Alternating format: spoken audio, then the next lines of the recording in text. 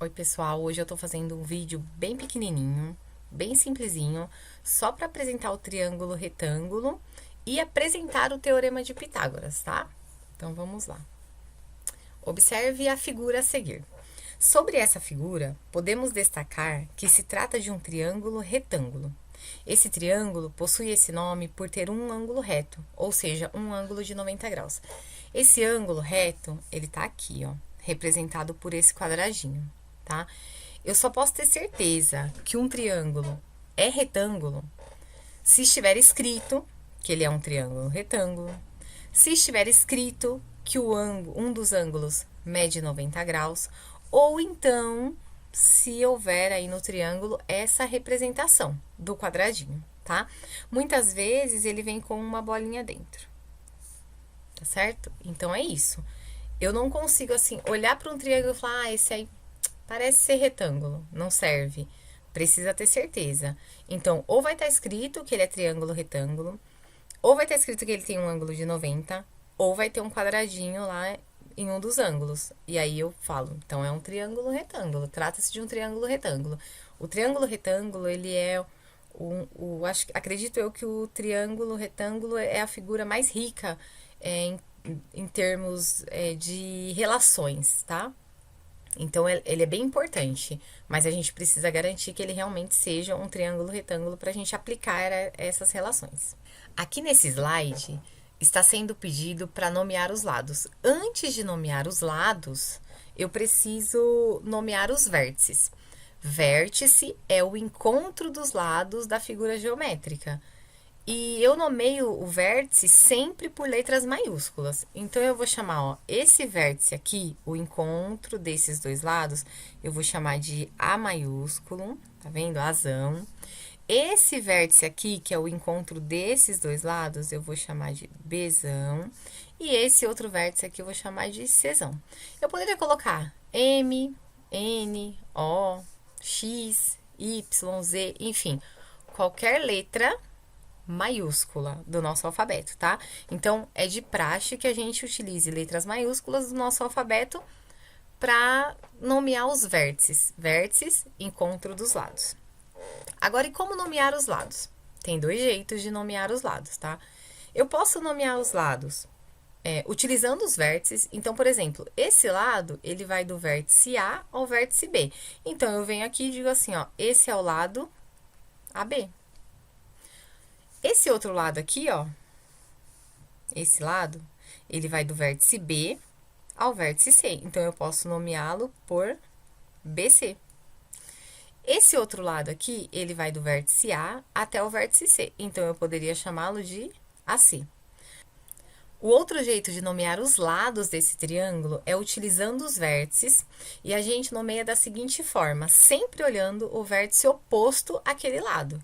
Então, por exemplo, eu tenho esse vértice aqui, que é o vértice A. Aí, eu vou nomear o lado que está oposto a ele. Eu vou lá e nomeio de Azinho. Então, desse jeito, eu chamei o lado BC, o lado que vai do vértice B até o vértice C, eu chamei de Azinho.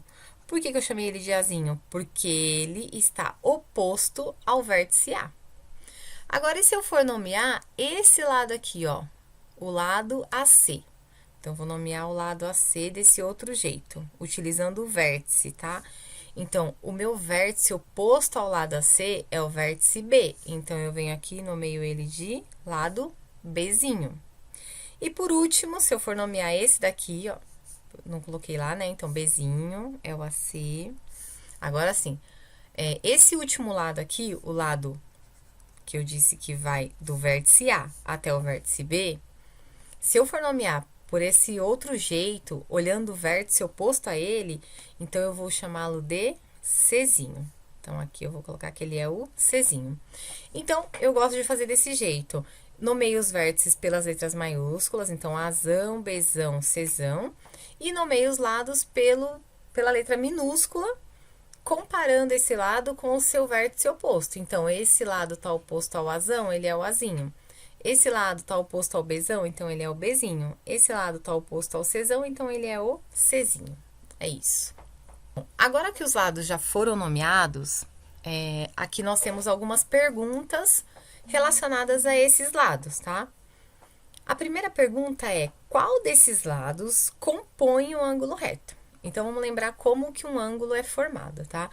Quando eu tenho dois segmentos, vou colocar aqui para vocês verem, ó, dois segmentos que se encontram em um determinado vértice. Quando dois segmentos se encontram, formam um espaço. Esse espaço formado aqui, ó, é chamado de ângulo. No caso aí da nossa figura, o triângulo, eu tenho um encontro de três lados, tá? 2 a 2. Então, cada vez que dois lados se encontram, forma-se um ângulo. Aí, aqui nessa primeira pergunta, tá falando qual desses lados compõe o ângulo reto.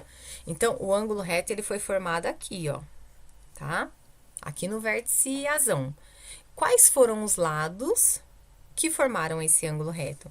Foram os lados Bzinho e Czinho. Bzinho e Czinho. A outra pergunta, a próxima. Qual é o nome dado a esses lados? Então, no triângulo retângulo, os lados têm nomes especiais, tá?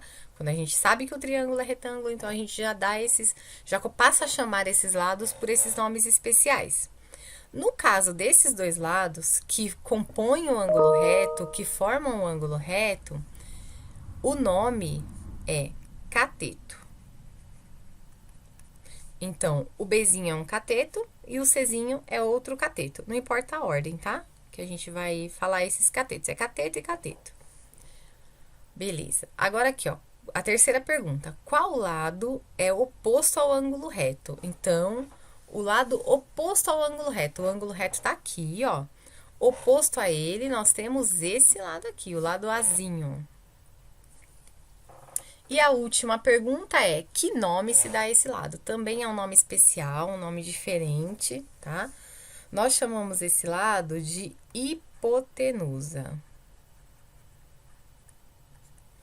A hipotenusa é o maior lado do triângulo retângulo e é o lado oposto ao ângulo reto. Então, isso é muito importante. A hipotenusa é o maior lado. Então, a maior medida aí dos três lados vai ser sempre da hipotenusa. E ela é oposta ao ângulo reto, ao ângulo de 90 graus, tá certo? Chegamos ao nosso último slide de apresentação. Bom, nós temos então agora a figura completa do triângulo retângulo, tá? Com os vértices, azão, bezão, cezão, com os lados, bezinho, azinho, bezinho e cezinho, e com o nome de cada um desses lados. Então, aqui eu tenho cateto e aqui eu tenho cateto. Lembrando, os catetos, eles formam o L, eles formam o ângulo reto, o ângulo de 90 graus. Então, quando você bateu o olho num triângulo retângulo, você já para pensar, ó. Esses dois lados chamam cateto. O terceiro e último lado, o lado oposto ao ângulo reto, o maior lado, é o lado que leva o nome de hipotenusa, tá? Existe um teorema muito importante que relaciona a hipotenusa com os catetos. Esse teorema é chamado de Teorema de Pitágoras. A gente vai usar ele bastante, tá, gente? Então, precisa entender essa relação. Então, hoje eu só vou apresentar essa relação para vocês. No nosso próximo vídeo, eu vou resolver exemplos dessa relação, tá? Então, o teorema que relaciona a hipotenusa com os catetos, ele diz o seguinte: o quadrado da hipotenusa é igual à soma dos quadrados dos catetos. Então, a fórmula, né, vira uma igualdade, fica desse jeito: hipotenusa ao quadrado é igual cateto ao quadrado mais cateto ao quadrado.